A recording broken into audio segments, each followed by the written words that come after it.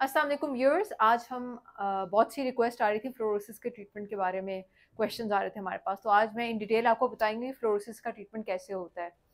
सो डेंटोस्थेटिक्स जो हम ट्रीटमेंट करते हैं वो मिनिमली इन्वेसिव होता है। सो इस ट्रीटमेंट में आपके दांतों की कोई कटिंग नहीं होती, कोई ग्राइंडिंग नहीं होती फ्लोरोसिस के ट्रीटमेंट में। तो वो उसके सारे स्टेप्स मैं आज डिटेल में आपको बताऊंगी कि क्या क्या होते हैं। सबसे पहले मैं थोड़ा सा बता दूं फ्लोरोसिस होता क्या है। तो इस तरह के ब्राउन वाइट स्पॉट्स होते हैं दांतों के ऊपर, उसको फ्लोरोसिस कहते हैं। सो ये जो स्पॉट्स होते हैं ये दांतों के स्ट्रक्चर के अंदर ही प्रेजेंट होते हैं। ये इट्स नॉट एक्सटर्नल, मतलब ये स्केलिंग से या वाइटनिंग से नहीं जाएंगे। क्योंकि दांत के स्ट्रक्चर के अंदर ही प्रेजेंट होता है, तो इसको हमें एक लेयर से हाइड करना पड़ता है। तो ये कुछ केसेस में बहुत माइल्ड होता है, ये थोड़ा सा सिवियर फॉर्म है, ये भी सिवियर फॉर्म ऑफ फ्लोरोसिस है। ये और ये थोड़ा हल्का सा उससे माइल्डर है, इससे आगे ये थोड़ा सा और माइल्डर फॉर्म है फ्लोरोसिस का। सो बेसिकली इनके दांतों के अंदर ये जो ब्राउन येलोइश स्पॉट्स हैं, they are within the tooth structure, so it's not possible to clean them और डू वाइटिंग ऑन देम। ये इनको हमें किसी तरीके से हाइड ही करना होता है, तो वो हम वेनेयर्स की मदद से करते हैं। आगे मैं आपको वीडियो में बताऊंगी कि क्या क्या स्टेप्स होते हैं वेनेयरिंग के, जो हम करते हैं पेशेंट के ऊपर without drilling, without cutting your tooth structure. अच्छा, तो ये एक पेशेंट आई थी मेरे पास, she wanted treatment for her fluorosis. आप देख सकते हैं इनके दांतों पे भी येलो स्पॉट्स हैं। तो ये छोटी सी क्लिप मैंने इनकी बनाई थी प्रोसीजर शुरू करने से पहले। तो she actually she was on a budget, so she only got the front 4 teeth done. तो सबसे पहले मैं इस पेशेंट की क्लीनिंग कर रही हूँ, scaling and polishing. So scaling and polishing जो होती है वो दांतों के ऊपर से सारा टार और प्लाक हटा देती है। So whenever we do a procedure we need clean surface. तो हम सबसे पहले पेशेंट की स्केलिंग करते हैं, पॉलिशिंग करते हैं। As you can see I am doing her polishing here now, ताकि हमें क्लीन सरफेस मिल जाए। उसके बाद आ जाती है टीथ वाइटनिंग। सो टीथ वाइटनिंग वैसे तो फ्लोरोसिस पे कोई असर नहीं करती है, आपके येलो स्पॉट्स का कोई उससे नहीं होगा, फ़र्क नहीं पड़ेगा ज़्यादा। तो बट वाइटिंग हम इसलिए करते हैं ताकि हमें एक यूनिफॉर्म शेड मिल जाए दांतों के ऊपर।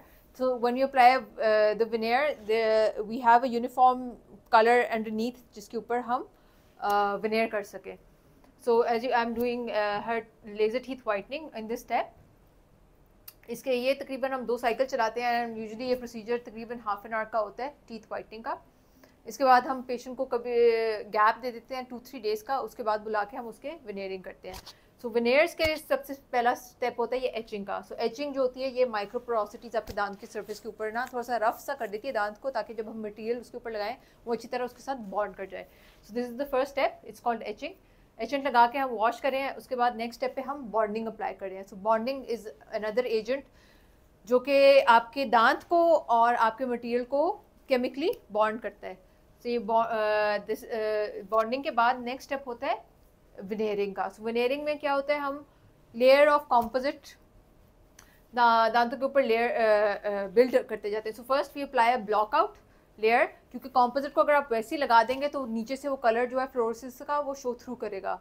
सो what we do initially we apply layer of block out. Block out जो होता है वो दांतों को जो वाइट ब्राउन स्पॉट्स हैं दांत के ऊपर उसको बिल्कुल हाइड कर देगा और वो बिल्कुल नज़र नहीं आएंगे।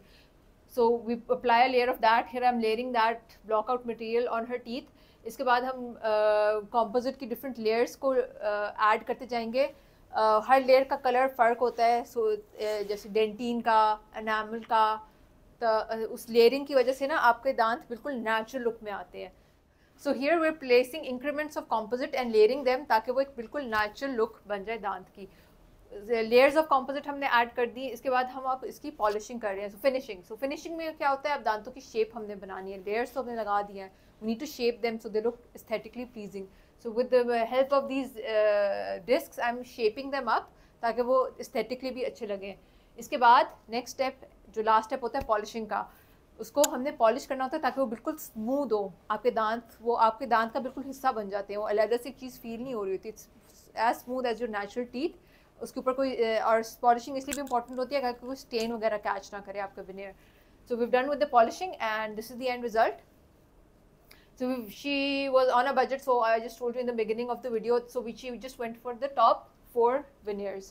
So as you can see, ये था before इसका और ये था after।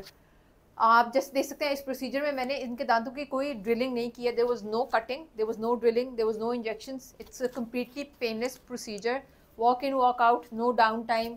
और आप देख सकते हैं कि आपका दांत का स्ट्रक्चर को हमने कुछ ड्रिल नहीं किया है, कोई डैमेज नहीं किया है, वो आपका दांत नीचे वैसे का वैसे ही सेफ है। सो इन फ्यूचर इफ जो आपके जो दूसरे वेनियर्स होते हैं जिसमें कटिंग की जाती है, उसमें क्या होता है कि दांतों को जब ड्रिल किया जाता है, जो टूथ स्ट्रक्चर इज नॉट, वो आपका एक दफ़ा ख़त्म हो जाए वो दोबारा नहीं आ सकता है। In this procedure we have done no drilling, so your tooth structure is the same underneath. So this is called minimally invasive dentistry. No cutting of teeth, no drilling of teeth. That is why it's called minimally invasive, and that's how we treat all our fluorosis patients. अगर आपके कोई questions हैं fluorosis के बारे में, उसके treatment के बारे में, आप हमसे कमेंट सेक्शन में पूछ सकते हैं, and will get back to you. Thank you so much for watching.